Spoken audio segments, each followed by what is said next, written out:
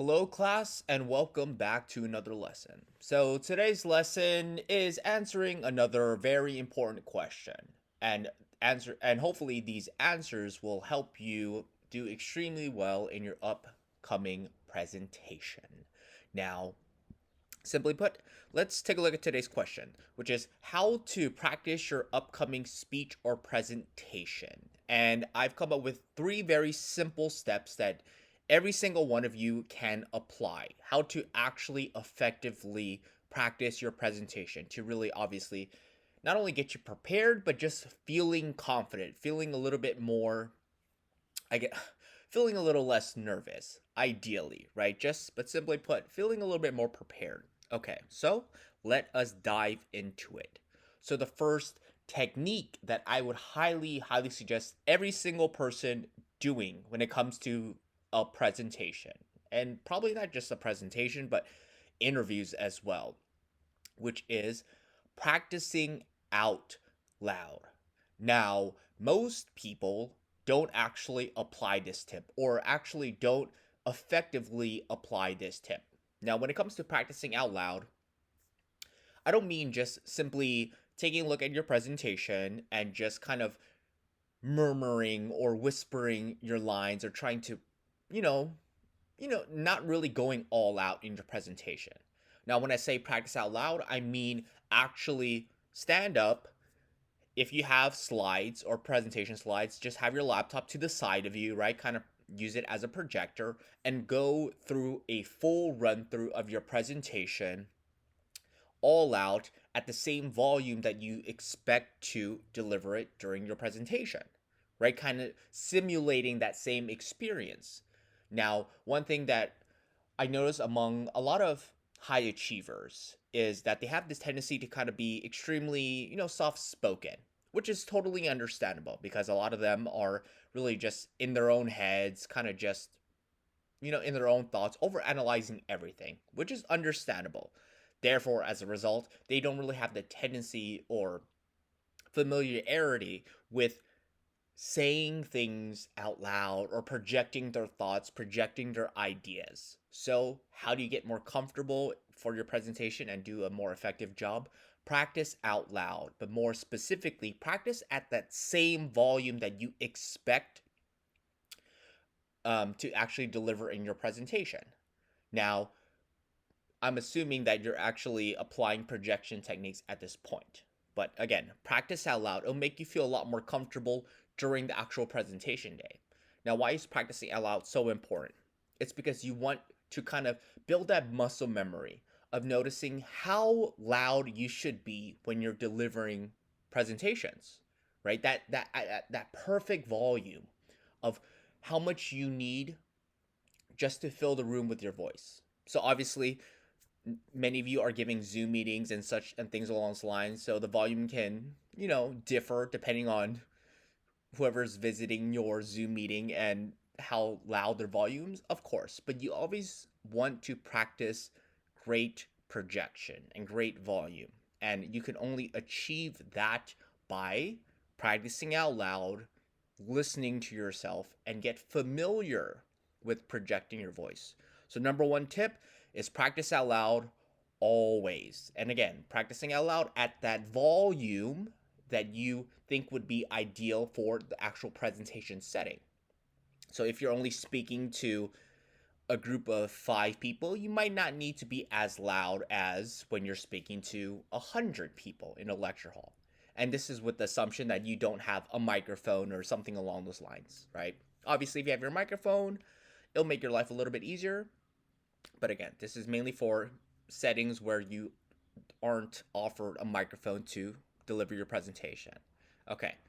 Number two, this is a second important tip to really practice your presentation. So again, to build that confidence is focus on important gestures. Now, one thing that I notice with a good majority of individuals is when they want to get public speaking training, they immediately want to put on a grand performance, like a performance they've seen on TED Talks or a keynote speak that's on YouTube where the speaker, is throwing out a lot of intense hand gestures. Some are over their heads, some below their waist. They're giving out and delivering dynamic hand gestures. However, if you're a beginner, one thing you should focus on first is important gestures. Important gestures such as how to transition to certain points, emphasizing key words. Now, a good rule of thumb when it comes to just the foundation of hand gestures is gesture below your chest but above the waist. That little area right there, right around the torso area, that's the sweet spot for a good foundational for a good foundation for your hand gestures. Now, why is that such a sweet spot? It's because it allows the audience to not be distracted by your hand gestures. Rather, hand gestures are then there to help effectively emphasize your words, right? Because that's the beauty of hand gestures. They're there to really add an extra oomph to your presentation. But hand gestures become a problem when they are too distracting to your presentation.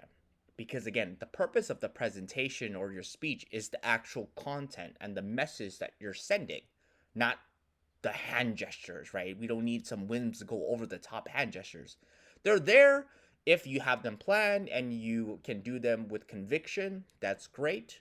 But as for beginners who are just focusing on your public speaking skills, focus on just important hand gestures, right? If you watch a lot of politicians or just casual public speakers who don't do public speaking, to get paid, right? They kind of just, it's a part of their career.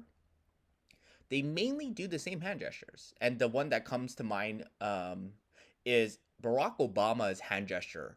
If you know exactly what I'm talking about, he has this tendency to kind of create a fist and he points with his fist. And if you're watching me on video, you know exactly what I'm talking about, right? He does a lot of this stuff. And if you know, a lot of individuals have their own unique hand gestures. It's because that's what makes them them. And you'll notice if you study their speeches and presentations, they're very repetitive with their gestures, which is totally fine. But those gestures are very unique to them. And notice how a lot of speakers, they don't just throw a bunch of hand gestures here and there, here and there. They kind of repeat the same ones over and over, myself included, right? There are certain gestures that I like doing for specific moments. But for you, focus on the basics first, right? And one thing I would suggest is learn to gesture when you're listing, right? One, two, three, because that helps separate different ideas. And that's the beauty of hand gestures. It's kind of like when you list, and if you list too many things, obviously it can get very overwhelming. So you can gesture one, two, three. You can start from the left side. You can do one from the left, one in the middle, and then one to the right, right? You're kind of listing with your gestures as well. That is an option. If you want to focus on using your hand gestures to transition or to show that you're transitioning into a point, you can move your hands from left to right, right to left, whatever they may be. It is your choice, but at the end, a basic rule to get started on working on your hand gestures is just focus on the important ones, right? Because hand gestures, they're there to help emphasize your words, not to distract the audience from the speech itself. So focus on important gestures. Okay. Last but not least, this is very important, which a lot of people do not do. And what I notice a lot of people, well, let me just tell you the tip first. The third and final tip is practice a full run through of your presentation without stopping. So let's say your presentation is 10 minutes and then 5 minutes Q&A. For the 10 minutes, you should be practicing your presentation from beginning to end as often as you can, from beginning to end. Now, one thing that I noticed with a lot of speakers or a lot of just individuals when they're practicing their speech is they stop often because they are overthinking it. They would probably say the first two lines are perfect. Third line is a little rough, so they'll stop and then they'll redo the same lines over and over again. Now, this is great if you have time. And that technique would be great if you can do it if you can do your entire speech from beginning to end to perfect it. However, that's not the reality for 99% of people. All y'all don't have time. You're trying to just be great and be confident as quickly as possible. Now, before your presentation, one thing to really help build your confidence is, again, if you're practice a full run through of your presentation.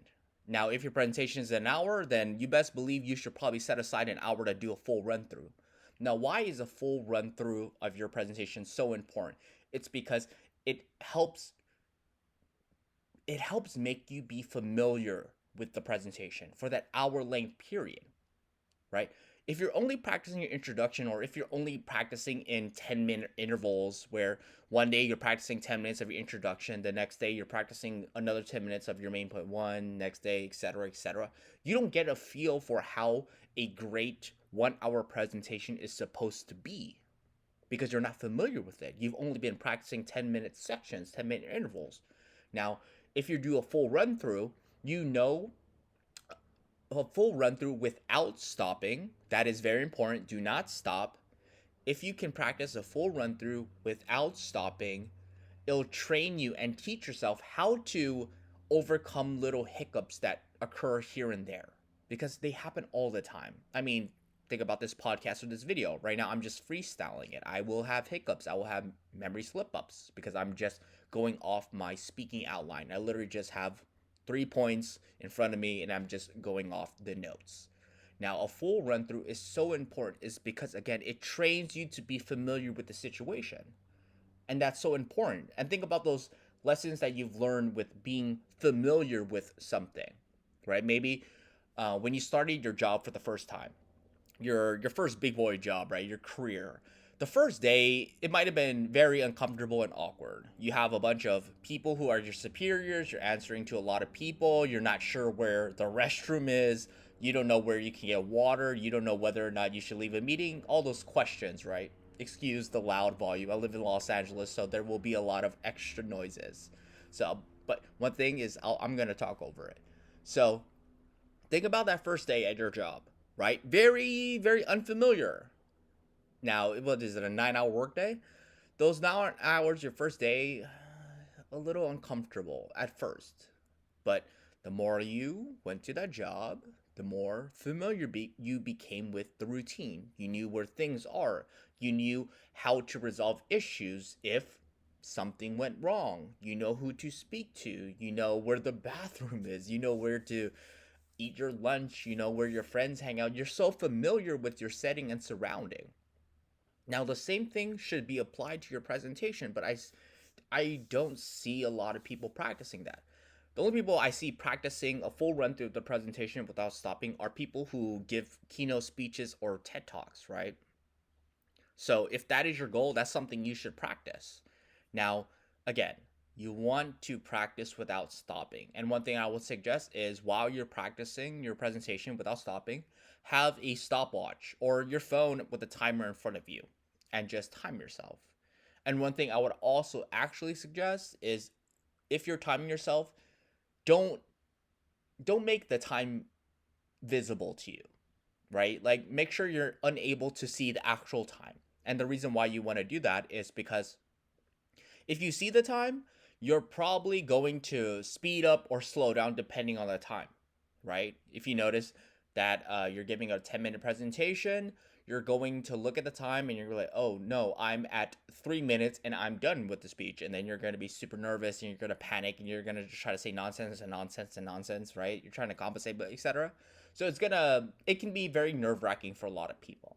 So one thing you want to do, you don't have to, but it's a great technique, is time yourself, but don't look at the time because again, it can be very anxiety inducing because the point of practicing is you want to build muscle memory, you want to build good practice, good effective communication techniques, good presentation techniques, and you want to simulate the experience of the actual presentation as much as possible because when you're giving a presentation, most often than not, you're not going to have, a timer in front of you. If you do, that's cool, right? But more or less, most people won't have a timer in front of themselves. They might have a clock at the room, and you might use that as a way to time yourself. But again, ideally, it's a lot better to practice muscle memory. Okay, so just a quick recap of the 3 tips to how to practice your techniques or how to practice your presentation. Number 1, practice out loud. Again, you want to be familiar with that volume of how loud you need to be when you're giving your presentation. Number 2, focus on important gestures. Don't try to overdo it, right?